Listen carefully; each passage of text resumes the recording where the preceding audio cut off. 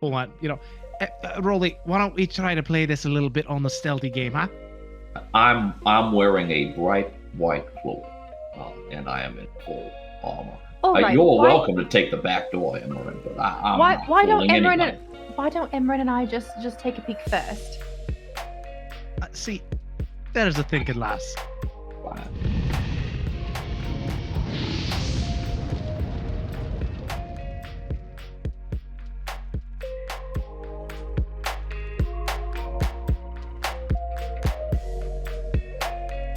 You guys are sitting, you sit down and talk with Seti for a little while, and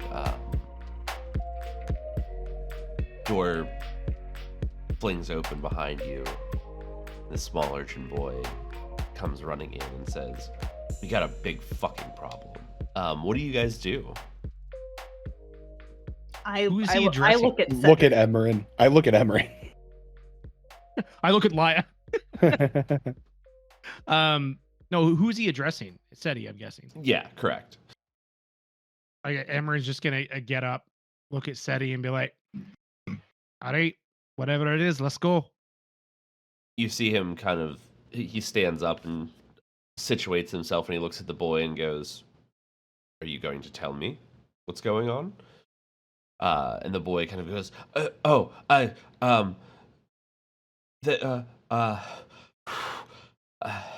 there's a bunch of they're coming to the bar. Lad. Who? And he goes, the cognizant, the hunters, and you would know this. You would not know this name, BK. Or you know what? Give me a history check. All right. First roll of the night. It be 17. Ooh. Okay. You probably would have heard of these guys. It would not be somebody you were familiar with, but you would know that these are kind of like the outliers of the church. They're basically witch/demon hunters who just track down shit and kill it. Oh, that's us. Are they?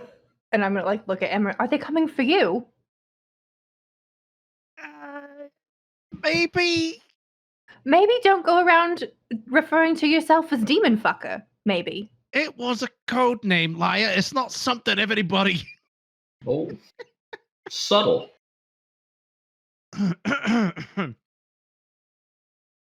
Well, Seti, I don't know much about these fucks, but what do we do?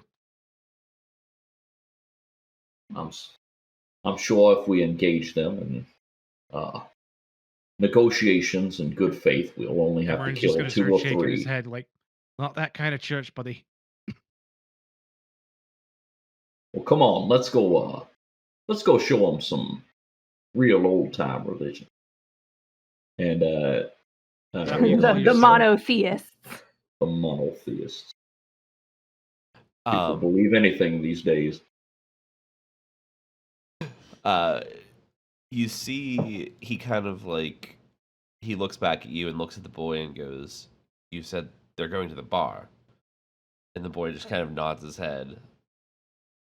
And he looks at you and goes, "Well, it's the only place you're allowed in, so, I mean, I would recommend at least trying to stop them from killing Medrin." Well, I'm growing quite fond of the man. It couldn't hurt. Are you coming? Sure. For old time's sake, man, come on. I've got more important things to do now, you know that, right? Yeah, but you're really gonna enjoy this, aren't you? And he kind of like reaches down to his belt, and you see him kind of just thumb over his dagger and go, "Yeah." Attaboy. God, I've missed you. And he kind of like pats you on the back and walks out the door. No, right, you guys draw are my rapier. Yes, I'll draw my rapier and just start following. Fantastic. Roland's going to follow suit. He's not going to draw his longsword, though. The boy kind of sheepishly is like following behind you, like, kind of not like sneaking, like he's very apparently behind you, but he's kind of like keeping his distance and like hiding behind things as you guys walk further and further down. It's not far. But go ahead. What's up? I imagine he's not doing a very good job of it. Oh no, he's not. I mean, he's not really trying to hide. He's like he's expecting like a hail of arrows to come flying down the hall, like the alleyway, and kill you all. So he's just trying to like keep himself out of the way. Is this the same kid that I slipped the money to and sent the message? No, it's a different one. Okay, all right. So you guys aren't far, a few minute walk, and as you guys are approaching the corner of the bar, you hear the very distinct sound of a wooden door just being kind of kicked off of its hinges. I hope that's not Max. That sounded a bit aggressive to be Max. I Have you met Max? whatever you say. And Roland's gonna go around the corner to see what the hubbub's about. Maybe we could try just sneaking up, see what's up before we jump into a big fray. Hold on, Rolly, why don't we try to play this a little bit on the stealthy game, huh? I'm wearing a bright white cloak, and I am in full armor. All right. You're welcome to take the back door, Emmerin, but I'm Why? not Why don't fooling Emmerin? anybody. Why don't Emmerin and I just take a peek first? See, there's a thinking lass. Fine. Seti, you coming with? And you see him like already like climbing up the side of the building, like not Seti, even are you waiting. coming with? Orlo's like, I like this guy. Yeah, Orlo looks up and sees him climbing and, puts two and two together and starts following after him. Well, I guess I'll wait down here. I'm just gonna take a peek and then I'll let you know what's going on. Just give me a moment. Roland's in kind of a huff. He's very big into heroics, and so he kind of like leans up against the alley and it's like mumbling to himself. I can climb a wall and it sneak thief go in the back door of a bar. It's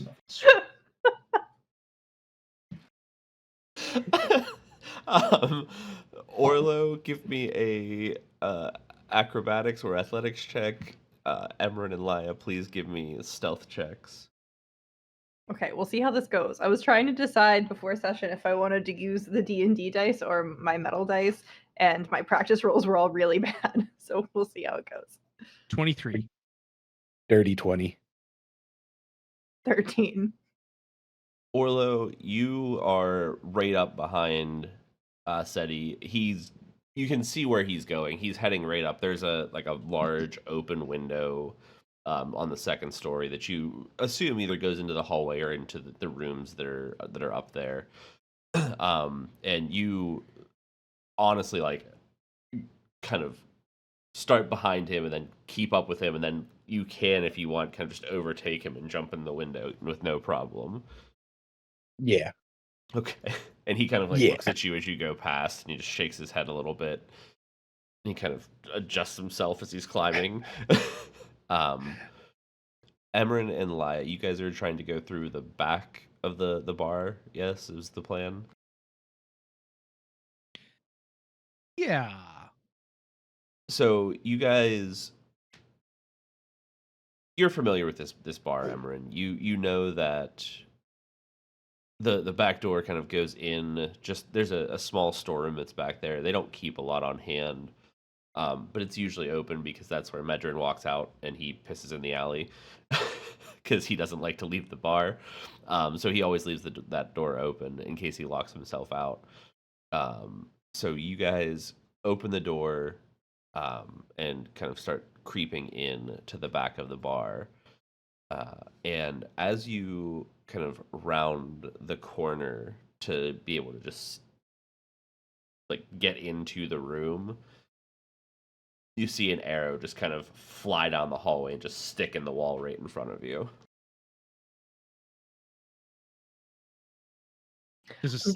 I'm just gonna poke my head back out the door and be like, "Okay, Roland, let's go." Roland draws his long sword and readies his shield, kind of shrugs his shoulders, and he goes in. Is there still a door in the front? There is not a door in the front. Nothing to kick. Roland. Are Max and Steve still out front? No, they're in the other house that you guys okay. got. So yeah, they're not anywhere near here. Roland walks into the front door like he owns the fucking bar. Okay. Since you're the first one that is observing this, will you give me a perception check, please? Yeah. That is going to be Sorry. 5. Gentleman's 5. I don't think Roland's passed a perception check this I campaign. don't think so either. He's not a super observant guy. He's got a lot going on. He knows what he's about, and observing his surroundings are not one of the things. He's trying to think of something cool to say, and it's preoccupying him, and he walks in. When they turn to look at Roland, I'm gonna fire off an arrow at whatever is fucking obviously needs to die. Okay. Go ahead and make an attack roll. Would this be considered surprise? No. My 23 they stealth. absolutely know that you're there. But we were being sneaky. I'm well aware. Well, I was being sneaky. I don't know what you were doing. I was being a little sneaky. What, with their 25 perception check, they saw both of you, or heard you at least. You get 2 attacks because I have extra attack, or is this because it's like not combat wise? Just take 1. You can take both of them if you'd like. All right, 2 arrows. Fuck you. 26 and a 13. The 26 will hit. Okay, because I am an assassin, I get advantage against a creature that hasn't taken a turn in combat yet. Okay. If you would like to roll those again, then, or roll another attack, I will count those 2 rolls as your first set of rolls. Okay, all right. Okay, then the next one would be 22. That will also hit. Okay, so total of 22 damage. So you swing out from behind the corner and just let 2 arrows fly, and they hit the back of this just massive Goliath that's just standing in the middle of the room. So Roland, you watch these 2 arrows kind of fling out of the back of the room as Orlo, you and Seti are kind of winding the stairs to come down. You see that in the middle of the room, all of the furniture is cleared.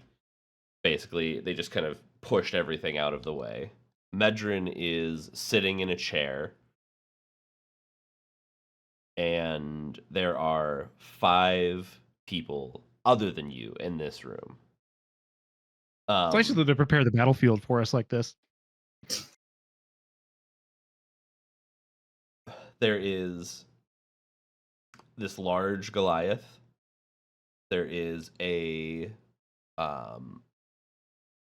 smaller half-elven woman, a dwarf, which is largely uncommon, and you guys are starting to, I'm sure, realize this by this point. There's not a lot of these people that you have seen while you have been here. And then there's also a very slender other elven woman. And then standing in front of Medrin is he's a pretty big guy, human, 6'2", roughly, pretty strong, but very like slender, agile build. He's got plate armor on. It's all scarred up and damaged from all kinds of things, and he's got this long blue cape that kind of sitting behind him. Deeper, like a chestnut color hair with just kind of streaks of white and gray going through it. And then Emmerin, you would be able to see his face. Clean shaven, but he has one very blue, like sapphire blue eye, and the other one is just like this milky, weird kind of like gray shine. And he looks at you through like the hallway as these arrows kind of fly past him and hit this Goliath standing in the middle of the room. So I'm gonna knock another arrow pointed at him and go, "All right, you walk out of here quietly, and I don't have to take that other eye of yours." Can I ask a question real quick? Go ahead. Does it is Medrin like tied to the chair? Does it look like they're interrogating him? Like what? Go ahead and make a perception check. 24. You do not see any signs of bindings. It doesn't look like he's injured in any way. He's just currently sitting in a chair. And Okay. The guy in the plate armor, does Roland recognize him as like a knight of a particular order?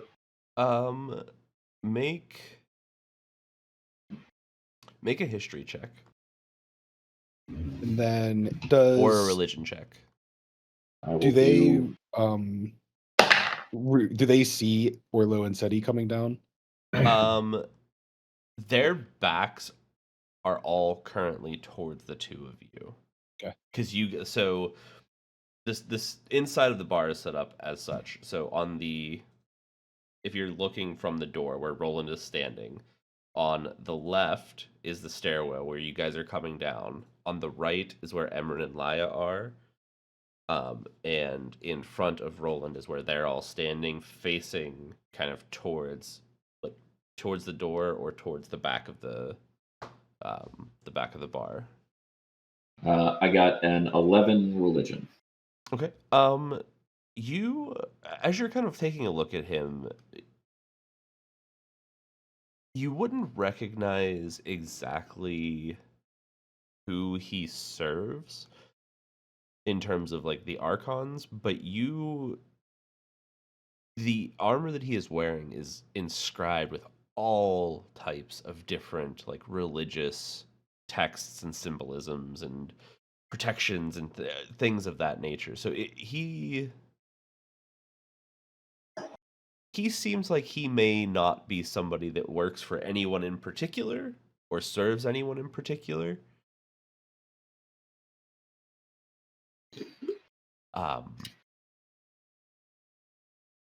Emmerin. So you say this to him, and you see the Goliath kind of standing behind him, just take the arrows and just like break them off at the shaft, and just look at you and look at the guy standing there, and the guy in the plate armor kind of puts his hand up and just like pats like behind him, like his basically the center of his chest, just kind of like, There's a good boy. and he looks at you and goes, "You know, we figured you'd come back eventually." Well, you know what they say, home is where the heart is and all that. You would know. I mean, well, maybe you wouldn't. Yours is just ash, right? Just gonna loose another arrow. Okay, make an attack roll. I'm so suspicious. He's letting me make way too many attacks. 18. That does not hit. Fuck. Were you shooting for him that time, I'm assuming? Oh yeah. So yeah. you loose another arrow and it kind of just like it hits the armor and just kind of like ricochets off. And he goes, That was just a warning shot. Next one's going for your eye. "Yes, I'm sure."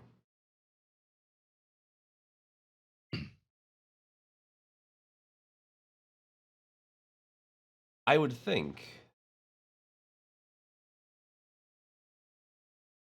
that, well,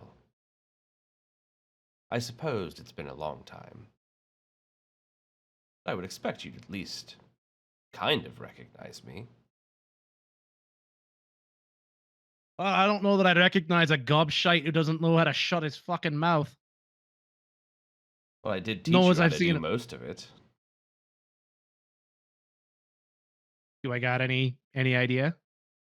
So I took a little liberty because I didn't want to give too much away asking you, but this is somebody you would absolutely recognize after giving it a second look. You haven't seen him for a very long time, and you just asked about him. Dad? Definitely not him.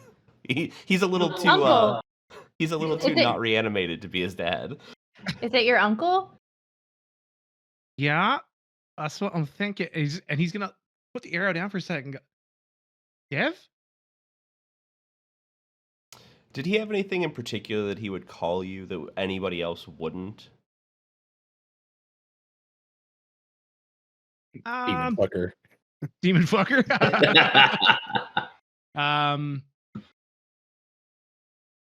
Let's go with M. Like nobody actually calls him M. M.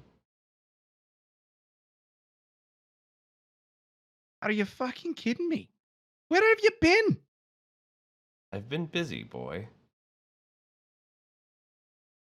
I'm just imagining Roland like standing in the door, like raising the sword above his head, just like Yeah, yeah. Roland walked in, sees like these arrows. Zoom, zoom.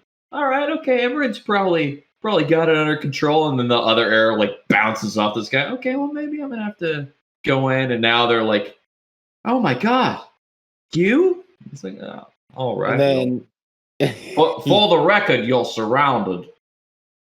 And as Orlo sees Emmerin and Dev having this interaction, he kind of looks at Seti and is like, what kind of like gives him a look like, what the fuck is going on? said he never actually would have. No, he would have known him, I suppose. He would have known Yeah. Devlin, yeah. So he kind of like, you see Seti's eyes also like kind of being very like deer in the headlights as he's looking at the situation, because he also has not seen him in a very long time. And he kind of like looks at you and goes, what? Great, at least one of us knows what's going on. So, I mean, you know, me, the player, is skeptical, but Emmerin's going to put his bow on his back and he's going to walk forward and he's going to try to give Devlin a hug. Okay.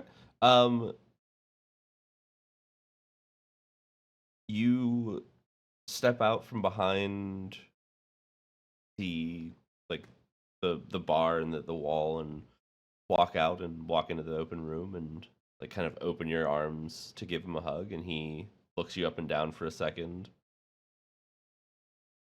takes a step forward, and just wraps his arms around you and kind of just gives you a big hug, pulls you close. Yeah, and puts his head on his shoulder and goes, where the fuck have you been? I haven't heard from you for 3 years. And he looks up at the Goliath. He's got a tear in his eye. And he looks up at the Goliath. He goes, sorry, big fella. Misunderstanding? The Goliath just kind of looks down at you and just pats you on the head. When they start hugging, I'll sheath my rapier, but I'm gonna keep my hand on it. Roland also sheathes his sword. Orlo is just going to, if Seti's staying in the shadows and like kind of hanging back, Orlo is also going to hang back. Yeah, he hasn't moved forward yet because I much like Emmerin's initial response, he's still very skeptical of the situation because he hasn't seen him in a very long time. And he looks much different than what he remembers. So he's just kind of like sitting back up on the stairs, like just waiting, observing the situation to make sure that everything's going the right way. Cool. Yeah, Orlo's mirroring that. He kind of lets you go after a few minutes, Emmerin, and he steps back and goes, We got into some serious shit. Luckily I found some, and he kind of nods to the group behind him, good friends who were willing enough to keep my ass out of trouble. You don't know how glad I am to hear it. I sort of we got word that somebody was moving on the bar, and we were just afraid something was going to happen to Medrin. I was afraid something was going to happen to you. Everyone's well. looking for you still. Well, that sounds about right, yeah. Luckily, I've got a few friends who are also keeping me alive, more or less. And I'll just like wave. He looks over at July and he kind of bows his head a little bit. And then I curtsy. And he turns and looks at you, Sir Roland, and he kind of, you see him size you up for a second. Roland winks at him. You see him kind of crack a smile and he goes, seems right. Roland Baptiste Beauregard of the Order of the Fleur Blanc at your service. And Roland's going to bow. And he extends his hand and he says, Devlin. Roland shake his hand. Liar, Roland, this is my uncle Devlin. He's got me out of a lot of shit. And yeah, maybe the whole story is something for a drink later on, but we had two more. Where's Orlo? Oh, isn't that the age-old question? Devlin just goes, what's an Orlo? That's a great question, Uncle. Couldn't tell you. It's something you have to experience for yourself, really. And then at that hearing that, Orlo kind of steps out from the stairwell and is just like, it's more like who's an Orlo? And then that's me, and walks over and just like taps him on the shoulder, like claps his hand on his shoulder. Pleasure to meet you. And he nods and kind of like turns to just like extend a hand to you, and he's like, you have him on his shoulder, and he's just like not sure what to do with that for the time being. That face right there, that's an Orlo. That's accurate, actually, yes. No, Em will turn around and go, Steady, I think it's all right. And you see, like, you know, the crack where it just starts to open up from the stairwell, like to the floor. Like he kind of like peeks his head like upside down almost, like just under the. He's like, "Are you sure? I don't trust it." Well, you wouldn't be where you are if you didn't. If you did, so no, I think we're fine. It's Uncle Dev. And you see him like take a few steps down the stairs and like wait, narrow his eyes a little bit and look. And once he's satisfied, he kind of just shrugs and makes his way back down, like to the rest of the way down the stairs. Has he always had this milky eye, or is this new? That is new. Dev, what happened? What's with the eye? Oh, it's a gift. That's a little vague and ominous. It's a shit gift. What I was gonna say. He's gonna turn around and he's gonna like slap you on the leg and be like, "Lion!" What? Oh, how the turn's tabled.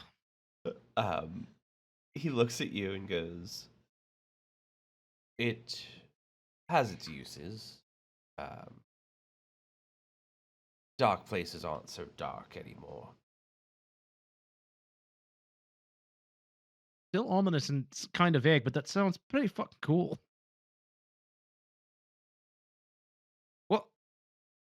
I guess while we're all here, should we have a drink, Medrin? Can we grab something to drink?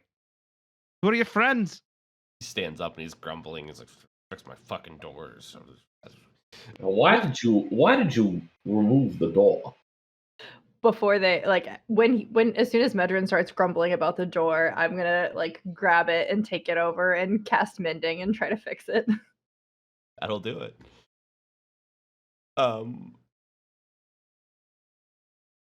He looks at you and he goes,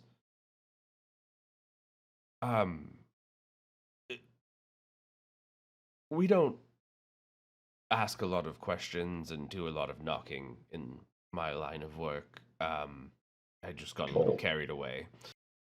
Yeah, I can't imagine where I got it from. You've got a real talent for it. I mean, you must have knocked pretty hard. This makes so much sense, Emmerin. Yeah, it would, wouldn't it? Do I have any of Zrinka's wine left?